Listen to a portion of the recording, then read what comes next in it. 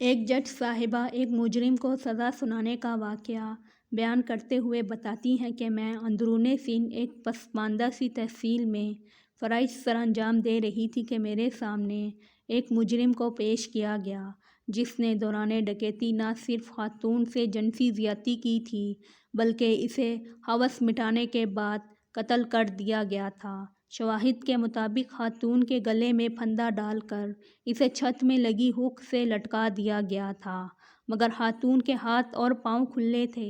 حیرت انگیز طور پر گردن میں لگے پھندے کو خاتون نے صرف ایک بار پکڑ کر چھڑانے کی کوشش کی تھی، اور مجھے یہ بات بہت عجیب لگی تھی کیونکہ جب دم گھٹنے سے موت ہوتی ہے تو انسان ایڑیاں رگڑتا ہے، گلے لگے پھندے کو نکالنے کی بھرپور کوشش کرتا ہے، مگر اس خاتون نے ایسا بالکل بھی نہیں کیا تھا۔ چونکہ رسی کے بنے پھندے پر خاتون کی انگلیوں کے نشانات موجود تھے، جس سے صاف ظاہر ہوتا تھا کہ خاتون کو زندہ حالت میں پھندے سے لٹکایا گیا تھا۔ میں نے یہی سوال تفتیشی افسر سے بھی کیا تھا کہ خاتون نے خود کو پھندے سے آزاد کرانے کے لیے ہر ممکن کوشش کیوں نہیں کی۔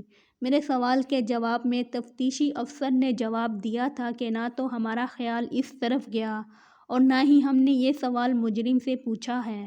اگر آپ حکم دیں تو دوبارہ تفتیش کر لیتے ہیں۔ میں نے دوبارہ تفتیش سے منع کرتے ہوئے روبرو کھڑے مجرم کو مخاطب کرتے ہوئے پوچھا کہ اس خاتون کے ساتھ اس قدر بربریت برتنے کی وجہ کیا تھی؟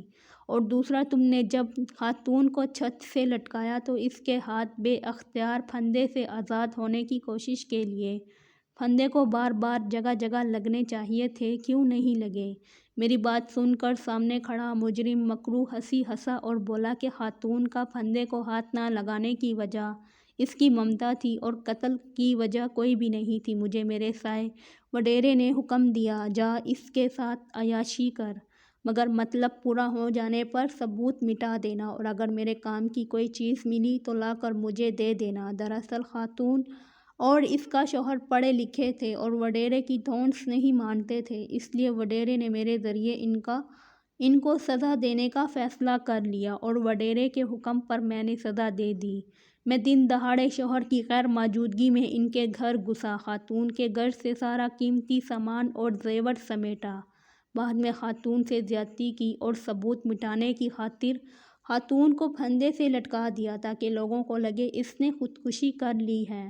اور رہی بات خاتون کا پھندے کی طرف ہاتھ نہ لے جانا، تو اس کی وجہ ممتا تھی۔ کیونکہ خاتون نے ہاتھوں کی مدد سے پھندا پکڑ لیا تو مجھے لگا اسے مرتے مرتے وقت لگ جائے گا۔ میرے پاس اتنا وقت نہیں تھا کہ میں نے اس کی 1.5 سال کی بیٹی کو زمین پر گرا کر اس کے سینے پر پاؤں رکھ کر دبانا شروع کر دیا۔ بیٹی کو دیکھ کر خاتون اپنی موت کو بھول کر بیٹی کی طرف لپکنے لگی اور چند ہی جھٹکوں سے اس کی گردن ٹوٹ گئی۔